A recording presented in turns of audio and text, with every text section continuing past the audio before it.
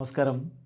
Raf talk മലയാളത്തിലേക്ക് അവർക്കും സ്വാഗതം. തോമസ് ഷോർസ് കേരള ബ്ലാസ്റ്റേഴ്സ് വിട്ട് മറ്റൊരു ISL ക്ലബിലേക്ക് ചേക്കേറാനുള്ള സാധ്യതയുണ്ട് എന്ന് ഇന്നലെ മാർക്കസ് മെർഹുലാവോ റിപ്പോർട്ട് ചെയ്തിരുന്നല്ലോ. ഇപ്പോൾ അതിൽ കൂടുതൽ വ്യക്തത വരികയാണ്. അദ്ദേഹം ഒരു ISL ക്ലബ്ബുമായിട്ട് ടേംസ് എഗ്രി ചെയ്തിരിക്കുന്നു. അവരുടെ ഹെഡ് കോച്ചായിട്ട് അദ്ദേഹം പോകും എന്നാണ് 19th സ്റ്റോപ്പേജ് ഇപ്പോൾ കൺഫേം ചെയ്തു പറയുന്നത്. ക്ലബ്ബ് മറ്റേതുമല്ല, ഹൈദരാബാദ് FC ആണ്. ഹൈദരാബാദ് FCയുടെ ഹെഡ് കോച്ചായിട്ട് അദ്ദേഹം പോകും. അതാണ് മനസ്സിലാക്കാൻ കഴിയുന്നത്.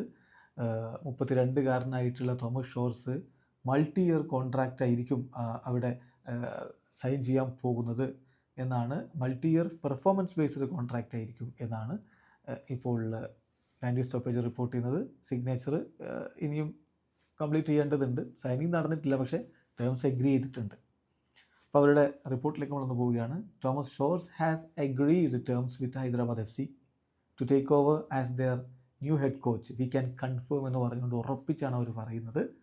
അപ്പോൾ അവരുടെ ഹെഡ് കോച്ചായിട്ട് സ്ഥാനം ഏറ്റെടുക്കുന്നതിന് എഗ്രിമെൻറ്റിലേക്ക് എത്തിയിട്ടുണ്ട്. 32കാരനായിട്ടുള്ള Polish coach multi year performance based contract ആയിരിക്കും സൈൻ ചെയ്യാൻ പോകുന്നത്. Signature pending.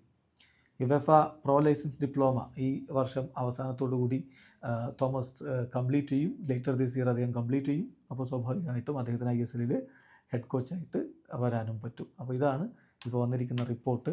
ഏതായാലും കേരള ബ്ലാസ്റ്റേഴ്സിൻ്റെ റിസർവ് താരങ്ങളെ പരിശീലിപ്പിച്ച് വലിയ നേട്ടങ്ങൾ ഉണ്ടാക്കിയിട്ടുള്ള കോച്ചാണ്.